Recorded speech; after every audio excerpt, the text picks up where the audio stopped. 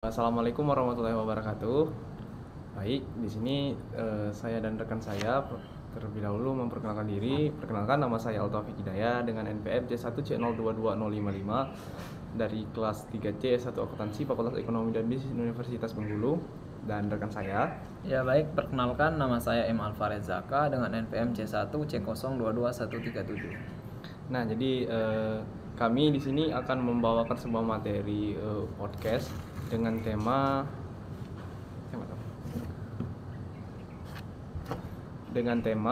tersangka tambang ilegal di hutan Bengkulu terancam denda 100 miliar. Nah, jadi di sini saya sebagai moderator ataupun yang bertanya, dan rekan saya ini sebagai penjawab ataupun narasumber. Ya, sekali. Baik, langsung saja. Jadi Bapak Saka, apa kabar hari ini Bapak Saka? Alhamdulillah baik. Jadi dalam topik yang kita angkat tadi, Bapak Saka, dapat saya pertanyakan bahwa suatu hal nih, tempat tambang ilegal tersebut tuh di mana sih sebenarnya?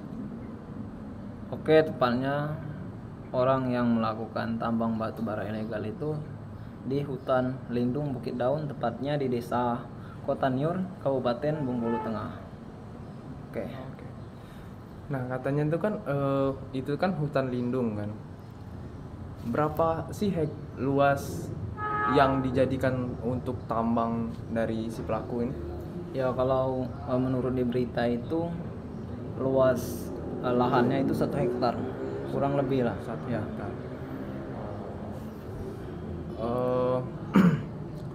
Nah, kira-kira nih Bapak Saka, Ya. Proses penambangan ilegal ini beroperasinya sejak kapan sih sebenarnya? Itu beroperasinya pada November 2022 yang lalu. Lanjut untuk tentu kan itu kan denda tuh kan Bapak Saka. Ya. Itu denda sekitar 100 miliar kan tadi kan? Ya, 100 miliar. 100 miliar itu lumayan fantastis ya. Apakah ada hukuman lain selain denda 100 miliar? Ataukah denda penjara 1 tahun, 5 tahun, berapa tuh? Oke, selain denda 100 miliar ada juga sanksi yang diberikan atau sebagai gantinya itu penjara selama 5 tahun untuk tersangka yang telah melakukan tambang batu bara itu. Terus kan ini kan dilakukan oleh pihak penyidik tuh kan? Ya.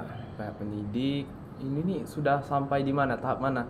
Apa baru pada tahap proses penyidikan aja atau udah nyampai di pihak kejaksaan? Sekarang ini baru sampai ke proses penyidikan atau penangkapan seorang pelaku dan juga alat-alat yang dilakukan untuk melakukan tambang batu bara itu. Dari penjelasan Bapak tadi kan menyebutkan ada alat. Ya. Itu kan ilegal tuh kan. Banyak kemungkinan nggak langsung pakai alat-alat berat gitu kan. Alat apa sih yang pelaku tersebut gunakan untuk melakukan penambangan ilegal tersebut? Ya, kalau menurut di berita yang telah saya baca, alatnya itu sudah sangat besar, seperti alat ekskavator, dan juga banyak juga alat-alat lain, akan tetapi tidak disebutkan di dalam berita itu. Berarti udah lumayan, gimana dikatakan, udah lumayan bermodal ya? Ya, udah lumayan bermodal. Alat-alat bukti sejenisnya ekskavator ya Bapak Saka. Ya. Tentu apakah ada yang lain barang bukti seperti penyitaan hasil tambang lah ataupun gimana itu?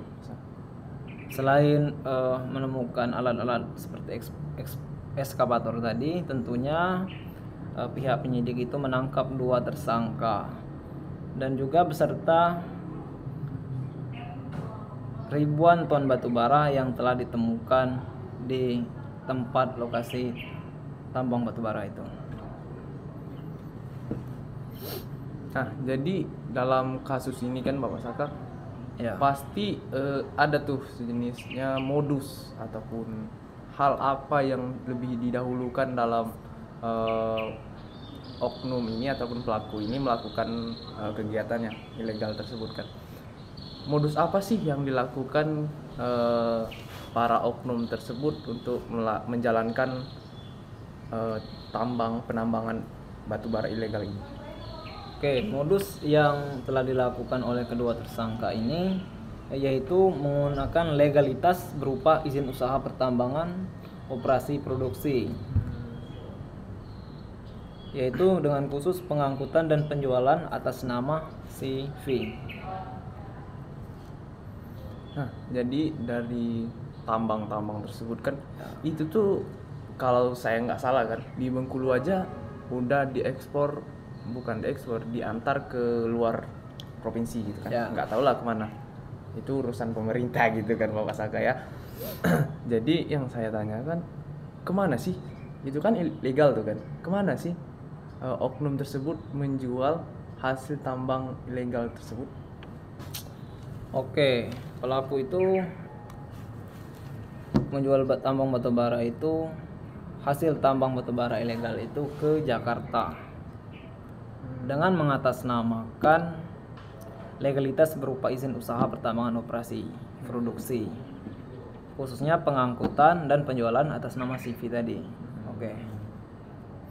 Jadi kesimpulan yang bisa saya ambil dari penjelasan antara percakapan ataupun penjelasan dari saya dan Bapak Saka ini menyatakan bahwasanya pertambangan yang ada di kawasan hutan lindung di Bukit Daun, Bengkulu Tengah itu akan terancam sekitar 5 tahun penjara atau denda sekitar 100 miliar. 100 miliar. 100 miliar. Nah,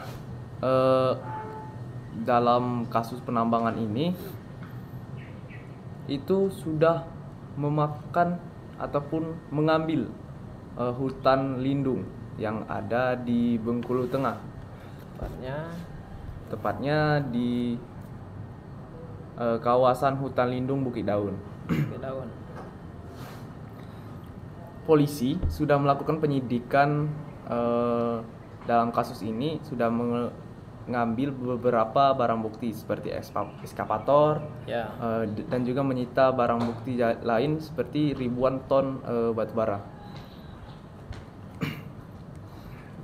Dan proses penambangan ini sudah dilakukan sejak November 2022 mengatasnamakan CP Laksita. Penjualan tersebut dijual di Jakarta. Nah, jadi teman-teman sekalian, jika memang kita ingin membuka usaha, saya dapat simpulkan bahwasanya kalau memang kita ingin membuka usaha ataupun bisnis lah, dikatakan bisnis gitu kan Bapak Saka, maka harus memiliki izin baik itu dari pihak pusat, pemerintah, dan masyarakat sekitar. Betul. Semisalnya kita tidak memiliki izin, itu maka akan berdampak buruk bagi perusahaan kita. Kita akan dikejar-kejar kasus gitu, betul nggak Pak Saka ya? Betul sekali. Juga dalam hal ini saya rasa dampak dari kasus ilegal ini udah dikatakan 1 tahun ya, dari November sampai ke 2000 Septembernya. Ya, November 2022 sampai September 2023 baru terkuak gitu kan. Udah 1 tahun. Itu pun udah disita, sekarang itu disita ribuan ton. Pasti saya rasa itu udah dijual berapa ton gitu kan. Pasti mungkin pendapatannya sudah banyak. Pendapatannya juga sudah banyak gitu ya. Tapi saya rasa juga rugi juga ada, pasti ada kemungkinan. Nah, jadi teman-teman, saya ingatkan kembali, jika ingin membuat perusahaan, PT ataupun CV yang lain, maka harus memiliki izin terlebih dahulu ataupun prosedur-prosedurnya harus dilakukan dengan baik agar tidak terjadi kesalahan ataupun melanggar aturan ataupun hukum yang ada di dalam pemerintah Indonesia. Baik, itu tadi percakapan antara saya dan Bapak Saka. Terima kasih Bapak Saka telah mau bergabung dalam podcast kali ini. Terima kasih juga telah mengundang saya dari acara podcast ini. Baik, sama-sama. Jadi sekian podcast kita pada hari ini Bapak Sakaya. Ya. Terima kasih, saya ucapkan terima kasih kembali. Kami akhiri. Wassalamualaikum warahmatullahi wabarakatuh.